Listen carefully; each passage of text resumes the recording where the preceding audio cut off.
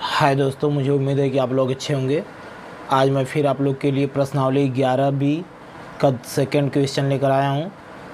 देखिए, इसमें दिया हुआ है कि एक त्रिभुज ABC बनाइए जिसमें BC बराबर 6 सेंटीमीटर, यानी BC बराबर 6 सेंटीमीटर। तो सर्वप्रथम हम लोग 6 सेंटीमीटर की एक रेखा खींच ही लेते हैं। चलिए खींच लिए। BC बराबर 6 सेंटीमीटर, तो 6 सेंटीमीटर का आपने खींच लिया। नाम इसका क्या रहेगा दोस्तों? BC। ये 6 सेंटीमीटर का है। फिर आगे पढ़ते हैं, दिया हुआ है कि AB बराबर 5 सेंटीमीटर। अगर त्रिभुज हमारा ऊपर की ओर बनता है तो वहाँ A से लेके B तक कितना सेंटीमीटर रहेगा? 5 सेंटीमीटर। और कोण जो दिया हुआ है ABC, यानी जो B पर कोण बनेगा, जो बीच में होता है उसी कोण की बात होती है, यानी जो B पर कोण बनेगा वो कितने अंश का बनेगा? 60 अंश का होगा। तो चलिए दोस्तों, हम लोग B पर कोण पटरीय प्रकार से बना लेते हैं। हम लोग B पर यहाँ पर 60 अंश का कोण बना लेते हैं। तो आधे से कम दूरी लेकर के एक चाप कटाएंगे दोस्तों, और ये जो चाप जहाँ पर काटा है BC रेखा को, वहाँ पर रख करके प्रकार फिर ऊपर की ओर एक चाप कटा देंगे। ये जो चाप कटता है वो हमारा कितने अंश का बनता है? 60 अंश का बनता है। बस दोस्तों बिंदु B को यहाँ से मिला देंगे हम लोग। मिल गया हमारा। अब यहाँ पर जो भी ऊपर होगा A कहीं पर होगा, तो कितना दूर है A से B? 5 सेंटीमीटर। सवाल में दिया हुआ है कि AB की दूरी 5 सेंटीमीटर है, तो यहाँ से B से 5 सेंटीमीटर दूर A पॉइंट है। तो नाप लेते हैं 5 सेंटीमीटर कहाँ जाता है, नाप लीजिए। चाहे प्रकार में दूरी भर करके यहाँ पर कटा दीजिए। 5 सेंटीमीटर दूरी प्रकार में भर करके B से रख करके यहाँ पर कटाएंगे 5 सेंटीमीटर पर, बात वही है। तो बस ये हो गया 5 सेंटीमीटर पर दूरी पर कौन सा बिंदु? A हो गया। मुझे उम्मीद है कि आप ज़रूर समझ गए होंगे। फिर दोस्तों क्या कह रहा है कि अब A को C से हम लोग मिला लेंगे। A को C से क्या करेंगे? मिला लेंगे। इस प्रकार हमारा त्रिभुज बन गया कौन सा? ABC। मुझे उम्मीद है कि इतना आप लोग समझ गए होंगे। इस प्रकार हमारा त्रिभुज ABC बन गया। अब फिर बोला हुआ है कि फिर एक और त्रिभुज की रचना कीजिए जिसकी भुजाएं इस त्रिभुज ABC की संगत भुजाओं की 3/4 गुनी है। यानी जो हमारा नया त्रिभुज बनेगा, मान लीजिए नया त्रिभुज PQR है, PQR है, वो जो त्रिभुज ABC की संगत भुजाओं का 3/4 है। अगर ABC की संगत भुजाएं 1 हैं तो ये 3/4 रहेगा, यानी PQR जो रहेगा इसकी 3/4 गुना है, यानी 3 संबंध 4 हो गया। कहने का मतलब कि PQR की भुजाएं 3 रहेंगी तो ABC की भुजा कितना रहेगा? 4 हिस्सा रहेगा। मुझे उम्मीद है कि इतना आप समझ गए होंगे। तो दोस्तों अब इसके लिए क्या करते हैं कि बिंदु B से हम लोग न्यून कोण बनाती हुई रेखा एक ठो खींचेंगे। अभी पिछले वीडियो में हमने बताया आपको, पिछले सवाल में। तो यहाँ से बिंदु B से एक न्यून कोण बनाते हुए रेखाखंड नीचे की ओर खींच देंगे हम लोग। खींच दिए। यहाँ पर नाम इसका दे सकते हैं, X दे दीजिए नाम। चलिए अब BX को कितने बराबर भागों में बांटेंगे? तो ये कहाँ से पता चलेगा? जो अनुपात में सबसे बड़ा रहेगा उतने ही भागों में बांटते हैं। तो अनुपात में जो दिया हुआ है 4, सबसे बड़ा संख्या दिया हुआ है 4, तो इस BX को कितने भागों में बांटेंगे? 4 बराबर भागों में बांटेंगे। तो चलिए 4 बराबर भागों में बांट लेते हैं हम लोग। 1 2, फिर यहाँ पर रखेंगे जहाँ पर काटा है, फिर कटाएंगे इसको 3, फिर यहाँ पर रख करके यहाँ से कटा लेंगे 4। अब दोस्तों ये 4 बराबर भागों में बट गया, तो इसका नाम दे सकते हैं B1, B2, B3 और B4। देखिए दोस्तों क्या है ना कि अब PQR जो हमारा नया वाला त्रिभुज बनेगा वो 3 हिस्सा रहेगा, और जो ABC हमारा ये वाला त्रिभुज बना हुआ है वो कितने हिस्से रहेगा? 4 हिस्से। तो इसका मतलब ये 4 वाले से B4 से C को हम लोग मिलाएंगे, C को B4 वाले से मिलाएंगे, यानी 4 हिस्से वाले से मिलाएंगे। तो चलिए यहाँ से मिला लेते हैं हम लोग। बस ये दोस्तों ये आप मिला लिए यहाँ पर। तो बस अब क्या करेंगे कि B4C के समांतर B3 से खींचना है, क्योंकि ये नया वाला त्रिभुज कितना हिस्सा है? 3 हिस्सा है। तो यहाँ पर B3 से इसके समांतर खींचेंगे, B4C के समांतर B3 से यहाँ पर रेखा खींचेंगे। तो हमने बताया था कल पिछले वीडियो में कि कैसे समांतर खींचते हैं। तो सबसे पहला काम B4 पर प्रकार रखेंगे, यहाँ से एक चाप कटाएंगे। बस ये चाप ऐसे कटा लेंगे, तो वहीं चाप वहीं प्रकार B3 पर रख करके ऐसे कटा लेंगे आप। बस दोस्तों यहाँ पर ऐसे इसको आप कटा लेंगे। ये आपका कट गया। फिर ये जो जहाँ पे कटा हुआ है बी एक्स रेखा को हमारा, जहाँ पे बी एक्स रेखा कटी हुई है इस पर चाप यहाँ पर रख करके प्रकार ये दूरी इस पर क्या करेंगे, नाप लेंगे हम लोग। ये कितना दूरी पर है, बस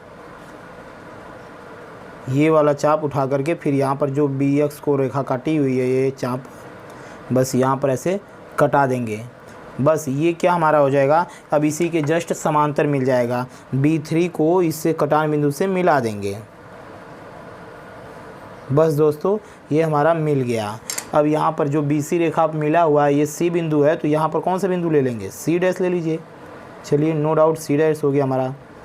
फिर AC के समांतर दोस्तों, AC के समांतर यहाँ से यहाँ पर भी रेखा खींचेंगे हम लोग। बस तो कैसे खींचेंगे, बिल्कुल ऐसे ही C पर रख करके प्रकार एक चाप कटाएंगे दोस्तों। तो चलिए चाप कटा लीजिए, चाहे जितना बड़ा हो उससे कोई फ़र्क नहीं पड़ेगा। यहाँ से रख करके प्रकार चाप कटा लिए, फिर यहाँ C डैश पर भी रख करके चाप कटा लेंगे। आप कटा लीजिए, आई होप कितना आप कर लिए होंगे। फिर दोस्तों अब क्या करते हैं कि ये चाप से जहाँ पे C से रखने पर मिला है ये चाप, यहाँ पर प्रकार रख करके ये दूरी नाप लेंगे कि कितनी दूरी है इसका, ये आप नाप लिए।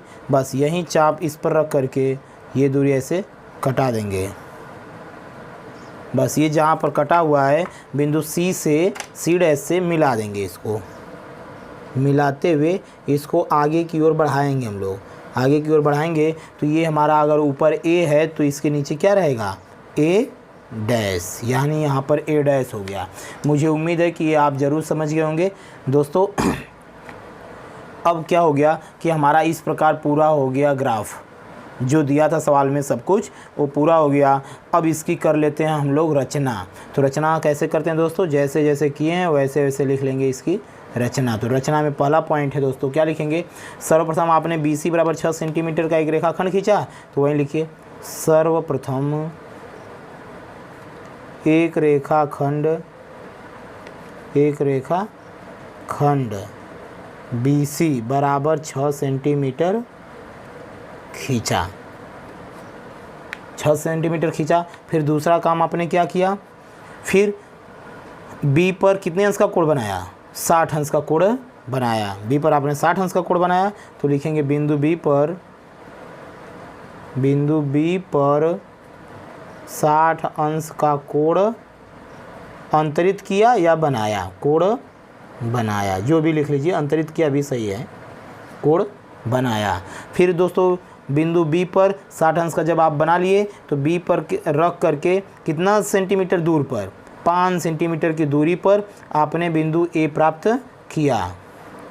बिंदु B से 5 सेंटीमीटर की दूरी पर कौन सा बिंदु प्राप्त किया आपने, बिंदु A प्राप्त किया, बिंदु A प्राप्त किया। फिर A को C से मिलाया। इस प्रकार हमारा त्रिभुज ABC प्राप्त हुआ। इस प्रकार त्रिभुज ABC की रचना हुई। दोस्तों ये तो अभी त्रिभुज ABC हुआ। अब इसी के सापेक्ष A डैश B और C डैश हमें खींचना था, तो इसकी भी रचना उसी में लिखेंगे। अब चौथा पॉइंट, तब अगला पॉइंट रहेगा कि बिंदु B से एक न्यून कोण बनाते हुए रेखाखंड BX खींचा। इन सब के बाद फिर क्या किए हम लोग, एक न्यून कोण खींचे। बिंदु B से एक न्यून कोण बनाती हुई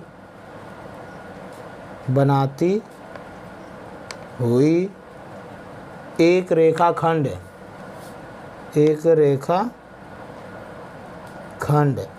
कहाँ, नीचे की ओर खींचा, जिसे 4 बराबर भागों में विभक्त किया। जिसे 4 बराबर भागों में विभक्त किया, विभक्त किया। जो क्या क्या हैं, 4 बराबर भाग, B1 बराबर B1 B2 बराबर B2 B3 बराबर B3 B4 हैं। दोस्तों यही ना है। फिर क्या किया आपने, B4 को बिंदु C से मिलाया। नेक्स्ट पॉइंट है हमारा, अगला पॉइंट है तत्पश्चात, यानी उसके बाद, तत्पश्चात B4 को C से मिलाया। दोस्तों आपने मिलाने के बाद B4 C के समांतर B3 C डैश खींचा, फिर B4 C के समांतर B3 C डैश खींचा। इतना कर लेने के बाद फिर दोस्तों आपने यहाँ से AC यानी CA के समांतर C डैश A डैश भी खींचा।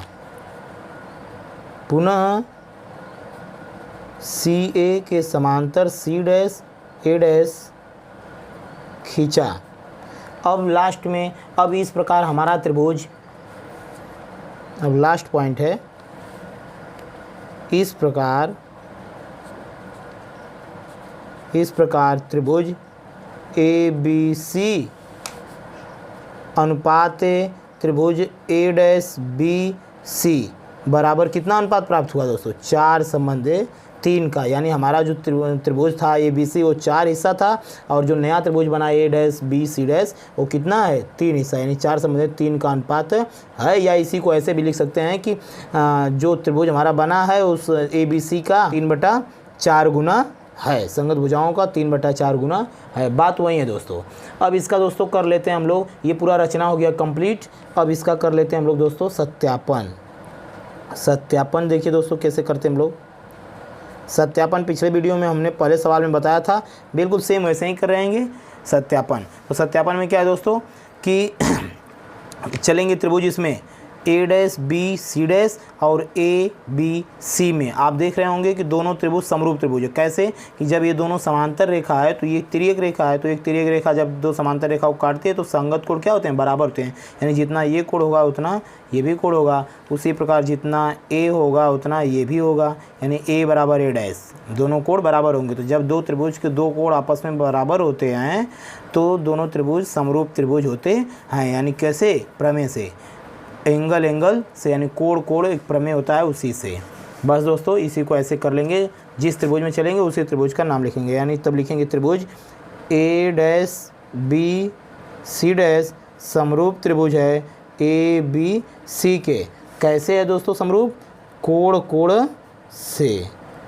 तो जब दो त्रिभुज समरूप त्रिभुज हो जाते हैं तो उनकी भुजाओं का अनुपात बराबर होता है दोस्तों, उनकी भुजाओं का अनुपात बराबर होता है। तो कहने का मतलब है कि BC अपान BC डैश बराबर AB upon A dash B, भुजाओं का अनुपात बराबर होता है। तो लिख लेंगे इसको हम लोग, तब लिख लीजिए BC अपान BC डैश बराबर AB upon A dash B बराबर 4/3। जिसको पहले लिखेंगे उसका हिस्सा पहले लिखेंगे, यानी BC अगर पहले लिखे हैं तो BC बड़ी भुजा है तो यानी वो 4 हिस्सा है, अब BC डैश छोटी भुजा है। आप यहाँ पर देख रहे होंगे BC बड़ी भुजा है तो 4 हिस्सा है तो 4, BC डैश है तो 3, यानी 4/3। मुझे उम्मीद है कि ये बात आप जरूर समझ गए होंगे दोस्तों। इसी प्रकार अब इस वाले त्रिभुज में आ जाते हैं BC डैश B3 और BC B4 में। ये भी दोनों त्रिभुज क्या होंगे, समरूप त्रिभुज होंगे। ये वाला त्रिभुज और ये वाला त्रिभुज समरूप त्रिभुज होंगे, बिल्कुल उसी नियम से। ये दोनों समांतर हैं तो ये कोण बराबर ये कोण, इसी प्रकार ये कोण बराबर ये कोण, संगत कोण बराबर होते हैं।